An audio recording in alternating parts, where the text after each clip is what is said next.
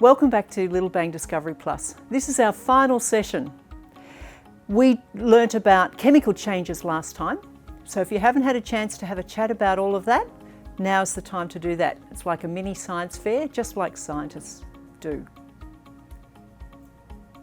Now we're going to look at our beautiful bodies and all the things that they can do, or some of the things that they can do. So let's see what you think you already know about your bodies. So first of all, the first question is, where do you get your energy from? Tell your grown-up where you think your energy comes from. How do you recharge? And what things can your body sense? Have a chat to your grown-up, perhaps make a note in your discovery diary of your answers. Now, the first activity we're going to do today is have a look at what our body can sense. So I'd like you to draw a face in your discovery diary. So draw a big picture of your face. Include your hair and your eyes and your nose and your mouth and your ears, all the parts of your face. And on there, either with a sticky dot or just by making a dot, mark all the places where your body senses things. So what parts of your face do you use to sense things? We'll see how many you can come up with.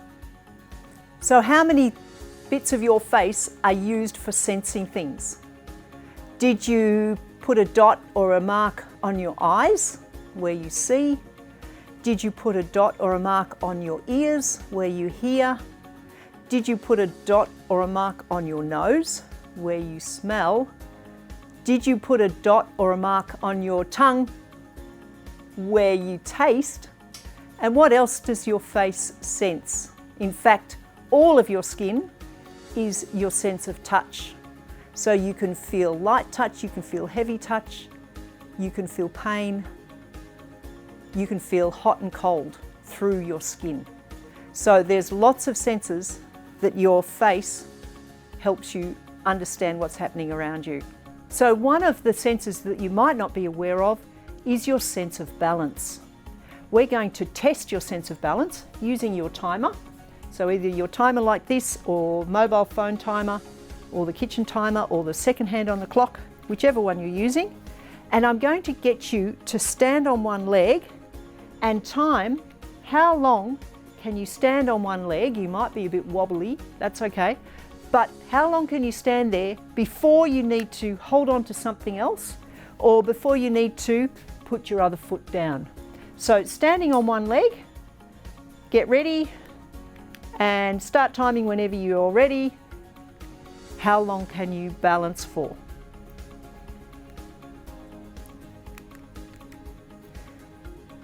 Okay, so now write that time in your discovery diary. So that was my right leg and how long I could balance for.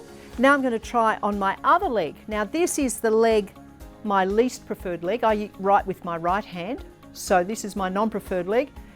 Do you think I'll be able to balance as well on it? Let's put it to the test. Make a prediction for yourself. Ready, set, go. And how long can I balance on this leg?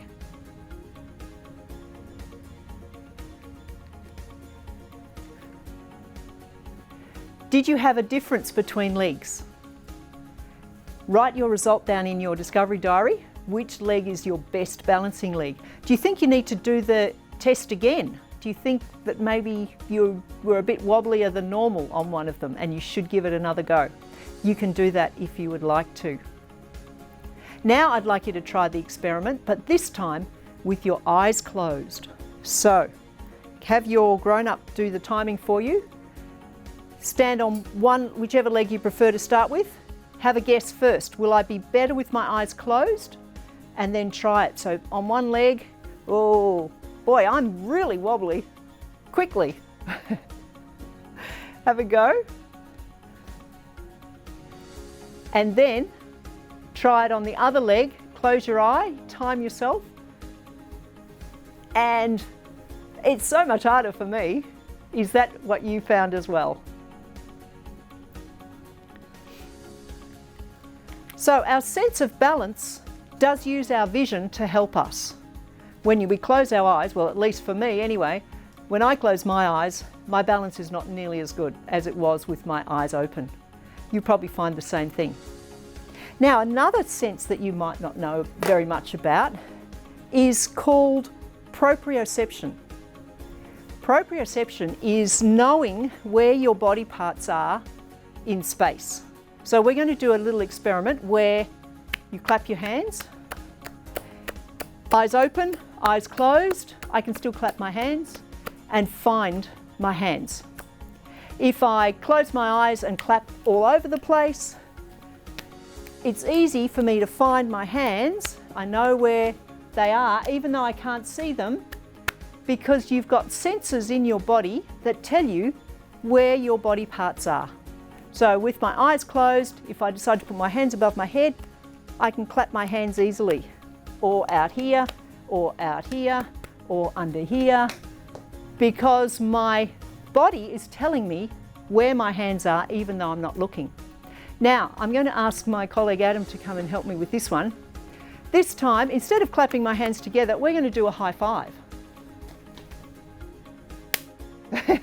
Got it. Which is easy while we're looking.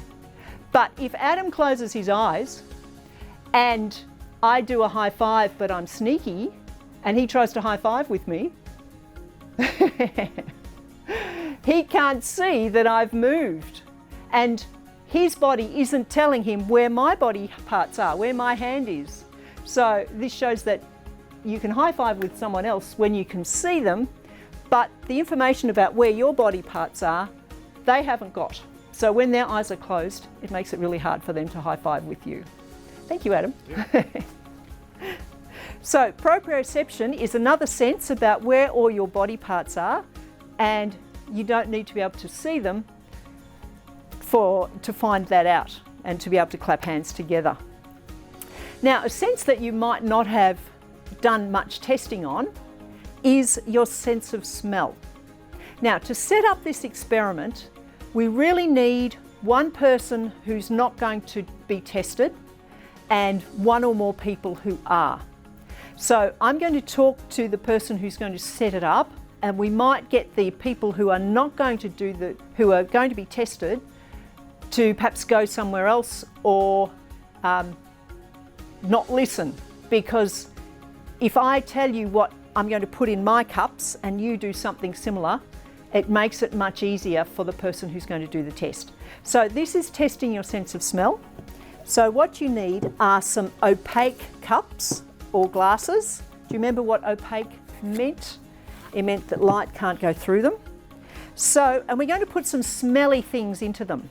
So things you might choose are things like gum leaves, and before you put them in, you might scrunch them up so that they give out lots of smell. You might decide to put in a bit of lemon, so you might cut your lemon and put a bit of lemon in. You might put in some garlic or some onions, so they're usually pretty smelly. Probably cut them up first. You might put in some herbs like some mint, so I would scrunch that up to get the fragrance coming out. You might put in some fragrant flowers, so there's some jasmine to put in. You might put in some coffee, so that's usually pretty smelly. You might put in some soap. You might put in some tuna. Anything like that that's a smelly substance, you put in your cups, and then you're going to cover them with some paper and a rubber band, or you might prefer to use some foil and a rubber band. And then you're going to use a pencil to make some holes in the top so that the fragrance and the smell can come out. Now, you might want to write down somewhere what's in each one, and you might decide to put a number on the top, or you might decide to put a label on the side so you know that's number one and what's in it, which you've written down somewhere else, or you might do that for number two. So then the people that are doing the test can come along and smell and see if they can tell what is in there. Now, the children may not know that's mint, but they might know that it's a herb or it smells, herby. The children might not know that this is jasmine, but they might know that it smells like a flower. And the interesting thing is, if you can test a child and test a grown-up who don't know what's in there already, you will find the children probably have a better sense of smell because their noses are much younger and have not been as well used as the grown-ups' noses. And so they might not know what it is, but they might be able to describe the smell. It's sweet or something like that, or it's yucky. They might describe it that way. So this is a really fun experiment to do, but it's done best if the people being tested don't know what the options are. Because if you know, oh, one of them's flowers, well, it's going to be easy to tell that one of them's flowers. If you know one of them's garlic, it's going to be easy to tell it's garlic. But if you don't know what they are, then it's much trickier. So test your sense of smell and see if you can work out what is in each cup, and then you can reveal what really was in there and whether they got it correct. So we've had a look at the senses that our body uses, including balance and proprioception that you might not have known about. We've tested our sense of smell, which you probably haven't ever done before.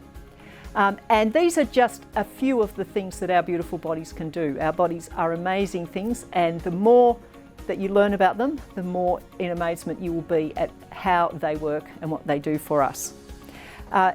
What I'd like you to do to finish up our session is to reflect on what you've learnt about our bodies, what is new that you didn't know about.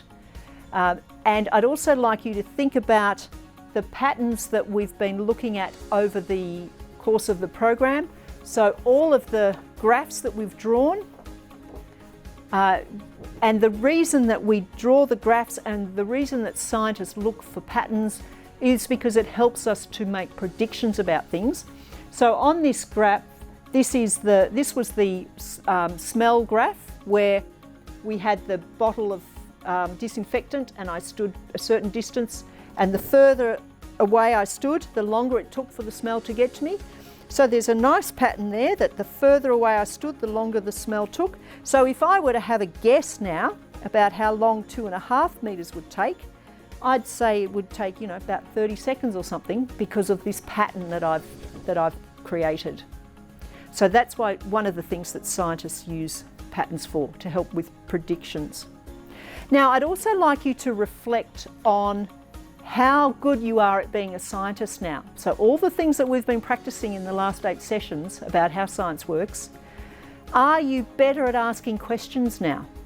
Are there things that you think, I wonder about this, I wonder if I can find a way to answer that question? Are you better at observing things, looking closely at what's happening and making observations?